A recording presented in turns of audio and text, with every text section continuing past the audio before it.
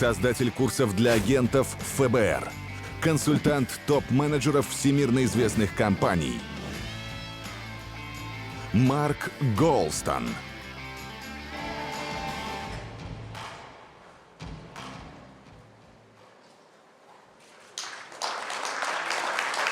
Thank you. Thank you. Спасибо. In this presentation, I talk about the power of going to where someone else is coming from. And it's very difficult to do that because we have a lot of ego attached to where we're coming from.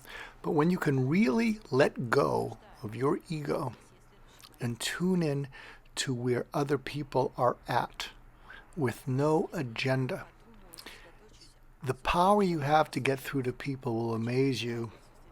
In addition to that, you will have a power to bring people back from the dead.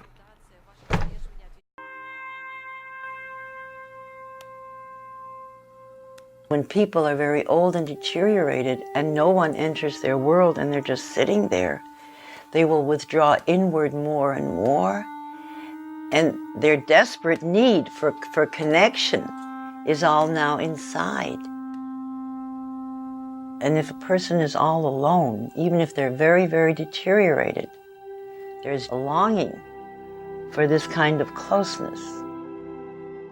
Mrs. Wilson? Hello. You want me to sit?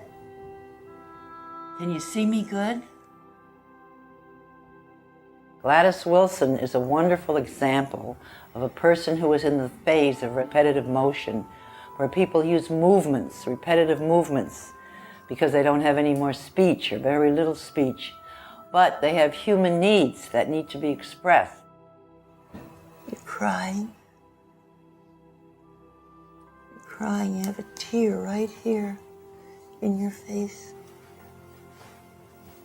You have a little pain. You don't want me to touch you. You're very sad. Can you see me? Is it scary? Are you afraid? And if this person sits with their eyes closed, rocking back and forth, and maybe there's a tear coming down, there's a need there. There's a little tear that's coming out. Do you feel it? You feel a little tear? If you gently use touch, and I touched Gladys Wilson with the fingertips right here on the cheek, is where the mother usually touches a child. If you touch an infant there, it looks up, and every cell remembers where it was touched by the mother. And often that person knows, even if they can't say a word at that moment, they won't talk, or they don't want to talk, but there's a communication. And that person is no longer alone. Can you let me in a little bit? You think? Just a little? You think I could be with you and Jesus for a minute?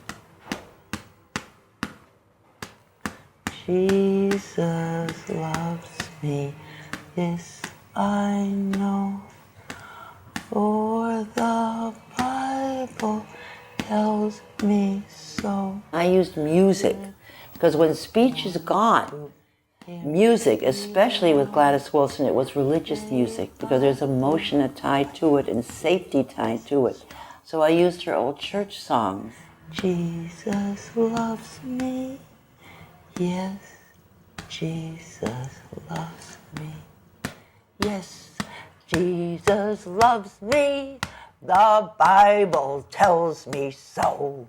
What I did was, when she moved, I moved with her. And when I was singing, because she didn't sing with me, so I matched the intensity of my voice to the intensity of her movement. And pretty soon, for a split second, we became one person. Jesus loves me. Yes, Jesus loves me. The Bible tells me so. So at one point, when she got very quiet and very peaceful, and my voice became very quiet as hers and very peaceful, and my breathing slowed to her breathing, she pulled me to her, and I moved with her. And for her, at that moment, I believe I was a symbol of her mom. Can you open your eyes now? Do you see me? Feel safe and warm? Yes? Can you sing with me? He's got the whole world in his hands. He's got the whole world in his hands. He's got the whole world in his hands. He's got the whole world in his hands. He's got the mothers and the fathers. He's got the mothers and the fathers in his hands. He's got the mothers and the fathers in his hands. He's got the whole world in his hands. The breakthrough doesn't happen every time.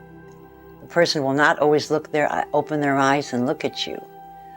But if you keep trying and you keep centering yourself and really look at that person and really mirror their movements, maybe not this time, but the next time you come, you'll have a communication. You feel safe. You feel safe? Yeah. With Jesus? Yeah. And me?